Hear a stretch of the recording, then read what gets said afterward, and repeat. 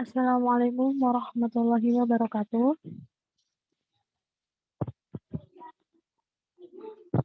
Kami dari kelompok 7 akan menjelaskan tentang reaksi-reaksi kimia dalam tubuh organisme. Kami beranggotakan 6 anak. Yang pertama yaitu Ayu Diasari, saya sendiri. Yang kedua ada Maulidatus Syarifah. Yang ketiga ada Istiana Nurul Hikmawati. Yang keempat ada Fira Erdita. Yang kelima ada Laili Nur Hafidhah. Yang keenam ada Hana Prastika Dewi.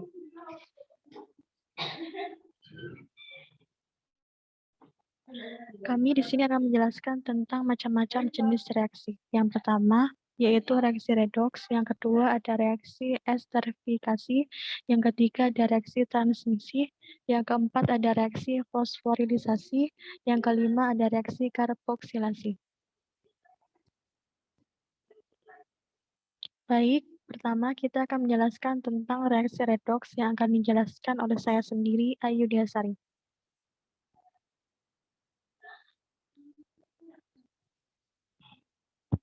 Baik. Reaksi redoks adalah reaksi yang terjadi perubahan bilang oksidasi. Reaksi redoks dibagi menjadi dua, yaitu reaksi reduksi dan reaksi oksidasi. Saat kita SMA, kita sudah pernah membahas tentang reaksi redoks pada kelas 12 dan kelas 11. Baik, kita akan mengulas kembali. Yang pertama yaitu reaksi reduksi. Reaksi reduksi adalah reaksi yang terjadi penurunan bilangan oksidasi melalui penangkapan elektron. Contohnya dapat kita lihat pada PowerPoint, yaitu terdapat suatu atom Cu2 yang bersifat aqueous dan ditambah dengan 2 elektron menjadi Cu yang bersifat solid. Yang kedua yaitu ada reaksi oksidasi. Reaksi oksidasi adalah reaksi yang terjadi peningkatan bilangan oksidasi melalui pelepasan elektron. Contohnya dapat kita lihat dalam PowerPoint. Di situ terdapat Cn yang menjadi Cn2 aqueous ditambah 2 elektron. Dalam reaksi redoks ini, reaksi reduksi dan oksidasi terjadi secara simultan. Maka reaksi di atas menjadi dapat kita lihat dalam PowerPoint ya teman-teman. Selanjutnya, selanjutnya kita akan membahas tentang penyetaraan reaksi redoks. Yang pertama yaitu kita akan belajar tentang cara penyetaraan, yaitu cara setengah reaksi. Pertama, kita akan menulis masing-masing persamaan setengah reaksi reduksi dan reaksi oksidasi. Yang kedua, menyetarakan unsur-unsur yang mengalami reaksi redoks. Yang ketiga, menambahkan molekul H2O. Yang keempat, menyetarakan atom hidrogen dengan ion H+ jika suasana asam, atau dengan ion OH- jika suasana basah. Yang kelima, menyetarakan muatan dengan menambahkan elektron di sebelah kanan atau kiri persamaan reaksi. Yang keenam, menjumlahkan kedua persamaan setengah reaksi dengan menyamakan elektronnya.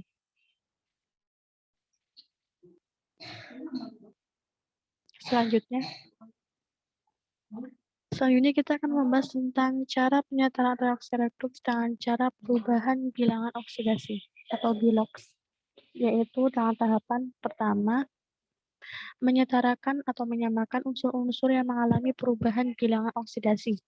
Yang kedua, menentukan biloks unsur-unsur tersebut dan menentukan perubahannya.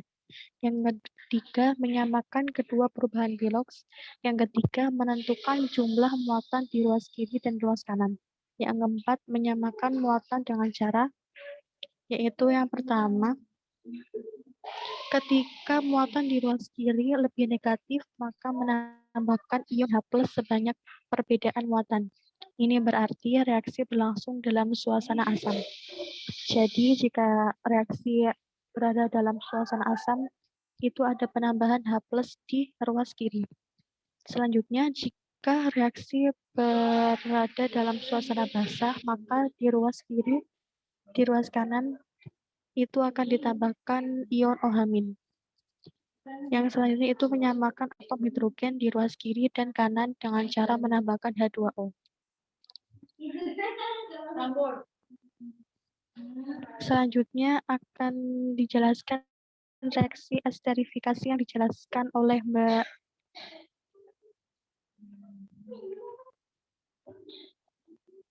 Silakan Mbak. Ya, terima kasih. Selanjutnya saya akan menjelaskan tentang reaksi esterifikasi.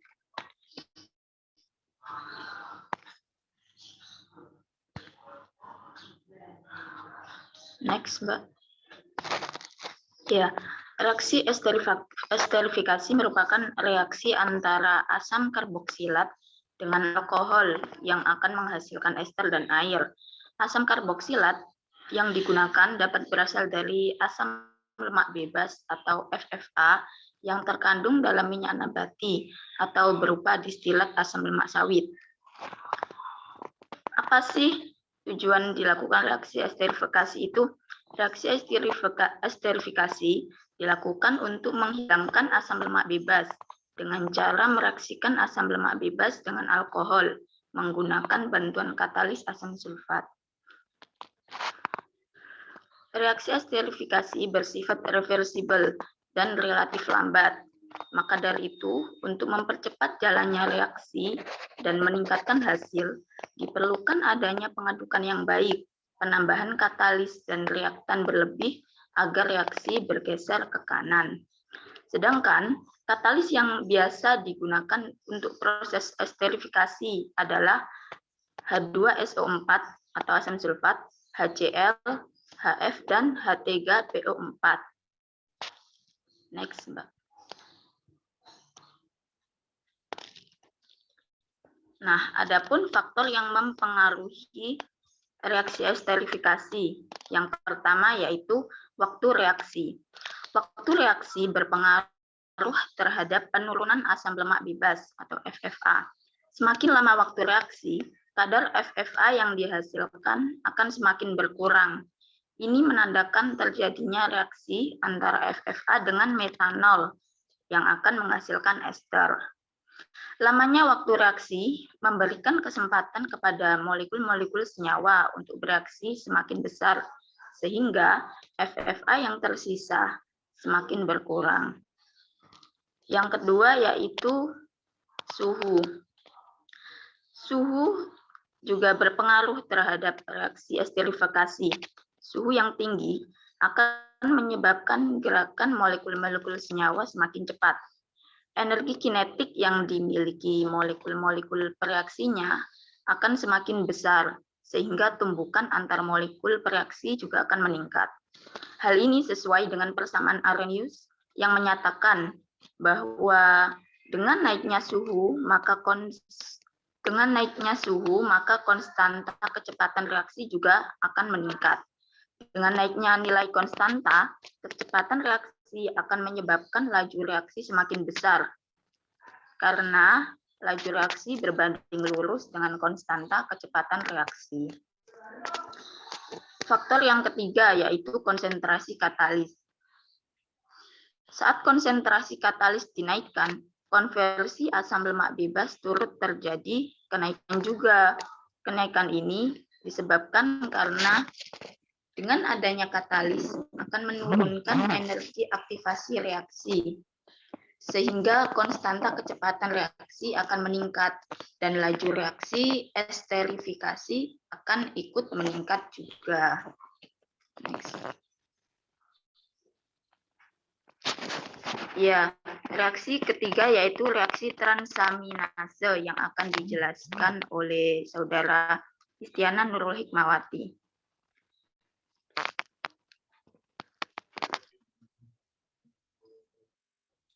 Baik, terima kasih. Oke, di sini saya akan menjelaskan tentang reaksi transaminasi. Sebelum itu saya ingin menjelaskan, protein pasti dibutuhkan setiap manusia. Protein berfungsi untuk membentukkan jaringan baru, mengganti jaringan yang rusak, mensintetis molekul fungsional, dan lain-lain.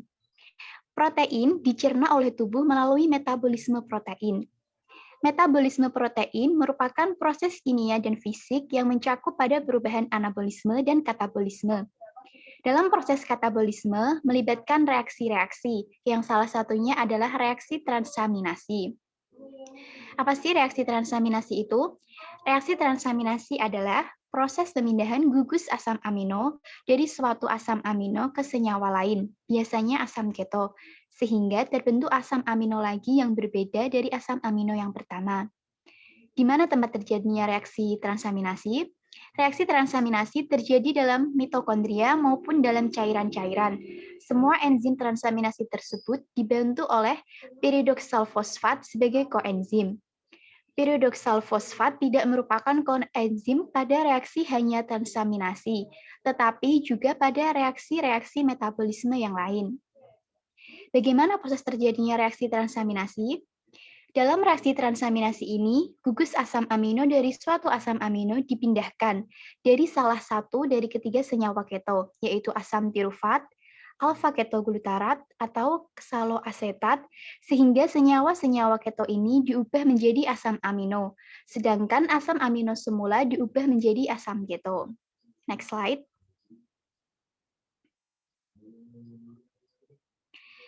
Enzim yang berperan pada reaksi transaminasi adalah alanin transaminasi, merupakan enzim yang memiliki kekhasan terhadap asam pirufat alanin sebagai satu pasang substrat, tetapi tidak terhadap asam amino yang lain. Nah, ini bisa dilihat, ada reaksi asam amino ditambah asam pirufat, menghasilkan asam alfa-keto ditambah alanin. Nah, ini enzim yang berperan adalah alanin transaminase. Enzim ini berperan untuk mengkatalis atau mempercepat laju reaksi. Enzim yang kedua, glutamat transaminasi, merupakan enzim yang memiliki kekhasan glutamat ketoglutarat sebagai satu pasang substrat. Karena itu, enzim ini dapat mengubah asam amino menjadi glutamat. Nah, bisa dilihat reaksinya. Asam amino ditambah asam alfa-ketoglutarat menghasilkan asam alfa-keto ditambah asam glutamat. Enzim yang berperan mengkatalis adalah enzim glutamat transaminase. Oke, next slide. Nah, bisa dilihat proses akhir dari reaksi transaminasi. Transaminasi alanin merupakan enzim yang memiliki kekhasan terhadap asam pirufat alanin sebagai satu pasang substrat, tetapi tidak terhadap asam amino yang lain. Dengan demikian, alanin transaminasi dapat mengubah berbagai jenis asam amino menjadi alanin selama tersedia asam pirufat. Glutamat transaminasi dapat mengubah berbagai jenis asam amino menjadi alanin selama tersedia asam pirufat. Glutamat transaminasi merupakan enzim yang memiliki kekhasan glutamat ketoglutarat sebagai satu pasang substrat. Karena itu, enzim ini dapat mengubah asam-asam amino menjadi glutamat. Jika alanin transaminasi terdapat dalam jumlah banyak, maka alanin yang dihasilkan dari reaksi transaminasi akan diubah menjadi asam glutamat. Bisa dilihat reaksinya. Yang sebelah kiri reaktannya itu ada alanin. Alanin ditambah alfa-ketoglutarat menghasilkan pirufat ditambah glutamat. Yang reaktan yang pada alanin itu yang berwarna biru ada NH3+.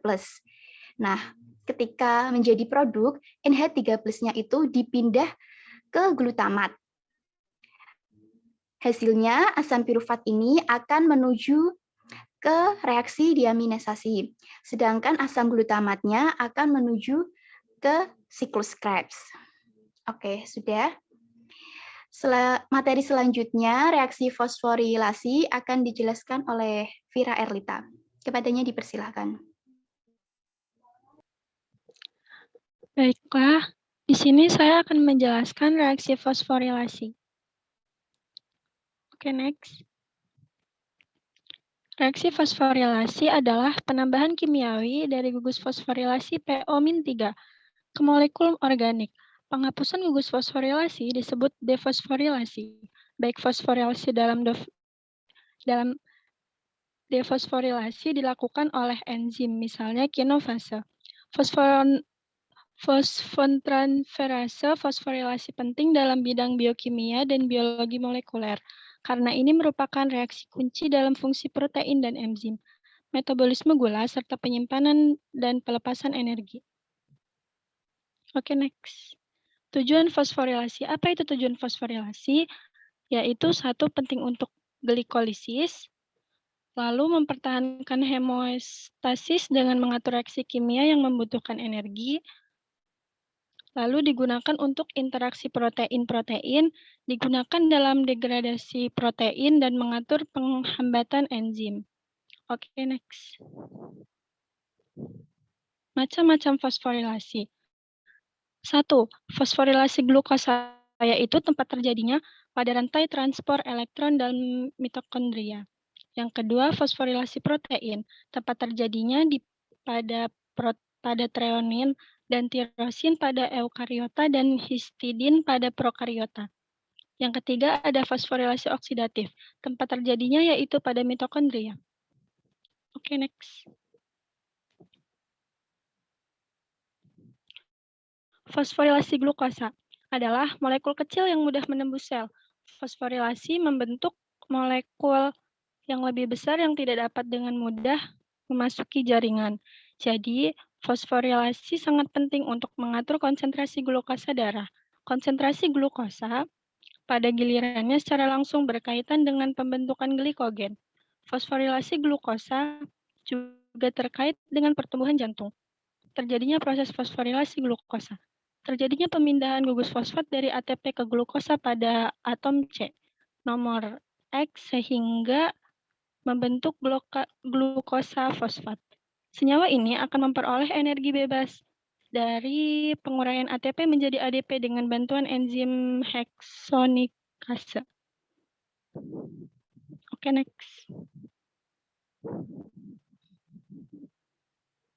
Fosforilasi protein terjadi ketika gugus fosforil ditambahkan ke asam amino.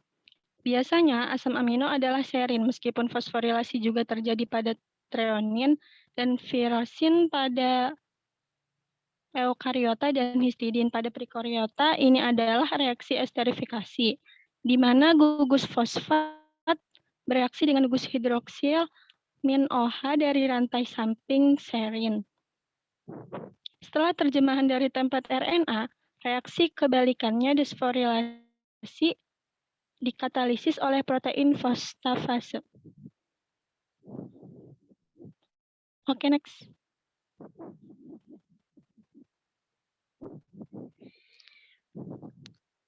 Oke, next. Fosforilasi oksidatif adalah bagaimana sel menyimpan dan melepaskan energi. Dalam sel eukariotik, fosforilasi oksidatif terdiri dari reaksi elektron dan reaksi kemiosme. Terjadi proses fosforilatis oksidatif. Singkatnya, reaksi redoks melewatkan elektron dari protein dan molekul lain di sepanjang rantai transport elektron di membran. Dalam mitokondria, melepaskan energi yang digunakan untuk membuat adenosin trifosfat ATP.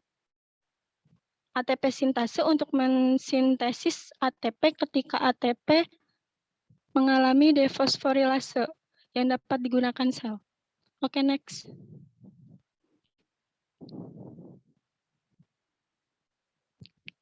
Oke, untuk materi selanjutnya akan dijelaskan oleh Mbak Laili Nurhafidoh tentang reaksi karboksilasi. Baik, terima kasih. Saya akan menjelaskan tentang reaksi karboksilasi.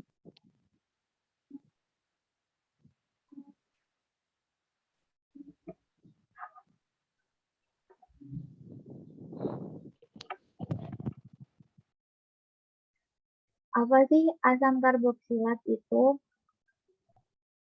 Asam karboksilat adalah golongan organik yang mengandung gugus karboksil atau men-COOH di dalamnya. Rumus umumnya adalah RCOOH dengan R adalah sisa molekul. Senyawa ini banyak digunakan adalah asam amino dan asam asetat. Garam dan ester karboksilat dikenal sebagai karboksilat. Ketika kelompok karboksil karboksil terdeprotonasinya, basa konjugasinya juga membentuk ion karboksilat. Ion-ion karboksilat terstabilisasi resonansi dan hal ini meningkatkan stabilitasnya.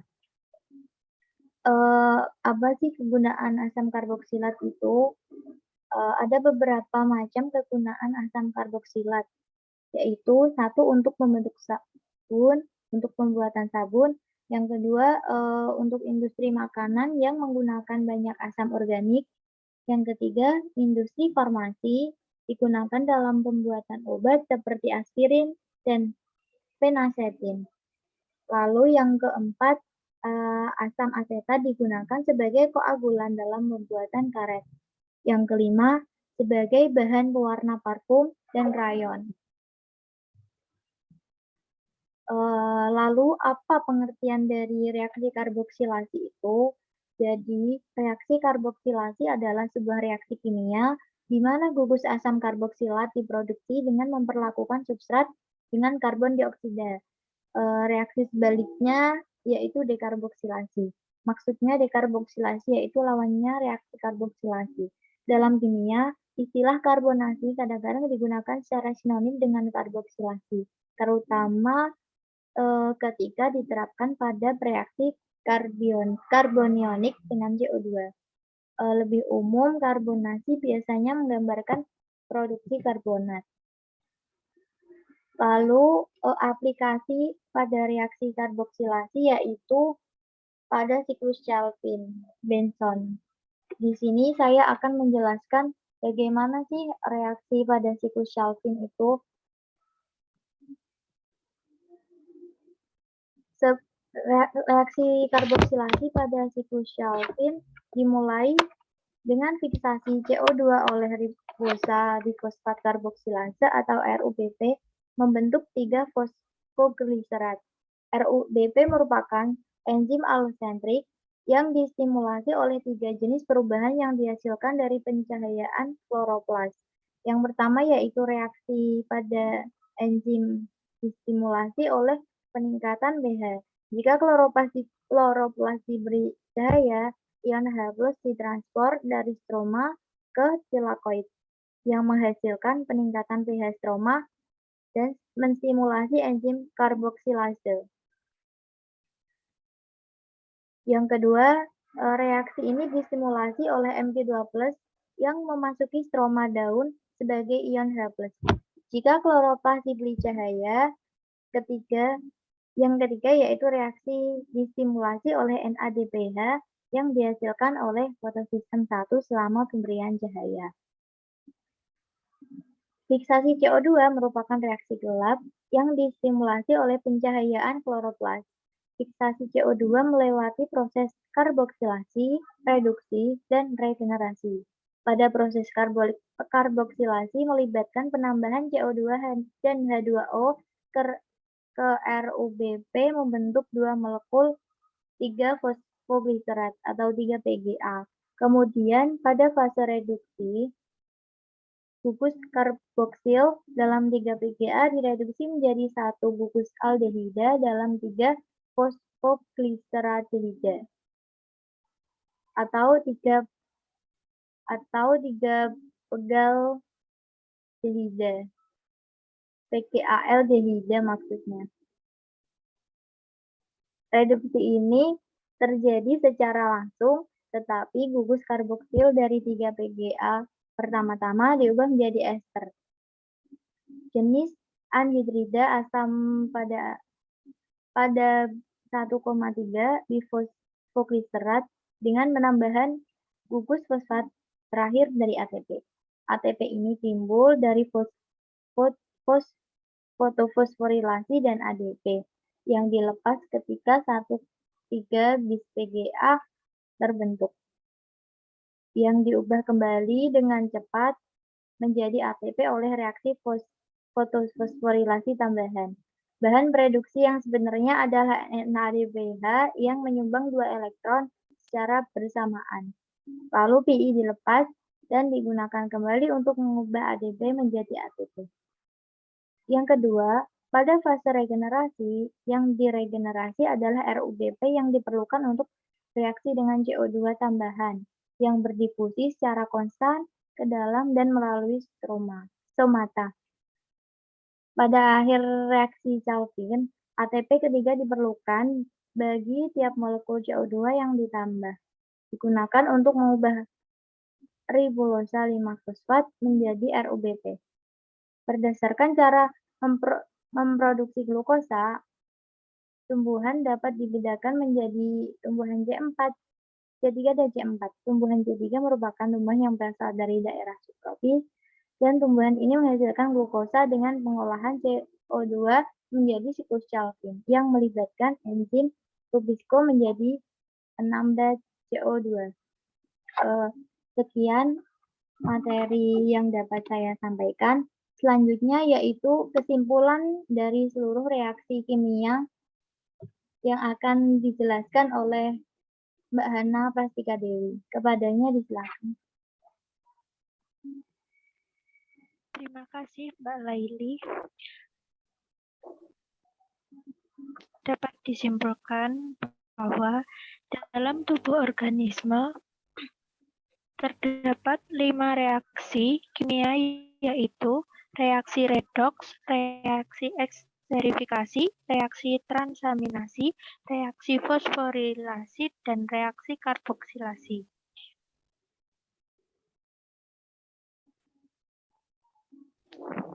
Reaksi redoks mencakup reaksi reduksi dan oksidasi.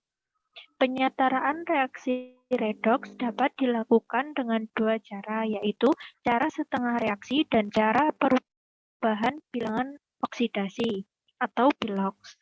Esterifikasi merupakan reaksi antara asam karboksilat dengan alkohol menghasilkan ester dan air. Reaksi esterifikasi bersifat reversible dan relatif lambat. Untuk mempercepat jalannya reaksi dan meningkatkan hasil, diperlukan adanya pengadukan yang baik, penambahan katalis, dan reaktan berlebih agar reaksi bergeser ke kanan. Faktor yang mempengaruhi reaksi esterifikasi yaitu waktu, suhu, konsentrasi, dan katalis. Transaminasi yaitu proses pemindahan gugus amino NH2 dari suatu asam amino ke senyawa lain, biasanya asam keto, sehingga terbentuk asam amino lagi yang berbeda dari asam amino yang pertama. Reaksi transaminasi ini terjadi dalam mitokondria.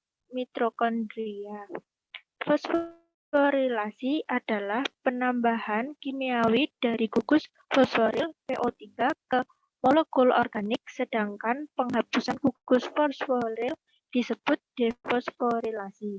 Terdapat macam-macam fosforilasi, yaitu fosforilasi glukosa, protein, dan oksidatif. Karboksilasi adalah sebuah reaksi kimia di mana gugus asam karboksilat diproduksi dengan memperlakukan substrat dengan karbon dioksida. Reaksi sebaliknya adalah dekarboksilasi. Salah satu penerapan reaksi karboksilasi yaitu pada reaksi gelap fotosintesis, lebih tepatnya pada siklus Kelvin-Benson. Itu saja yang dapat kami sampaikan. Kurang lebihnya mohon maaf. Wassalamualaikum warahmatullahi wabarakatuh.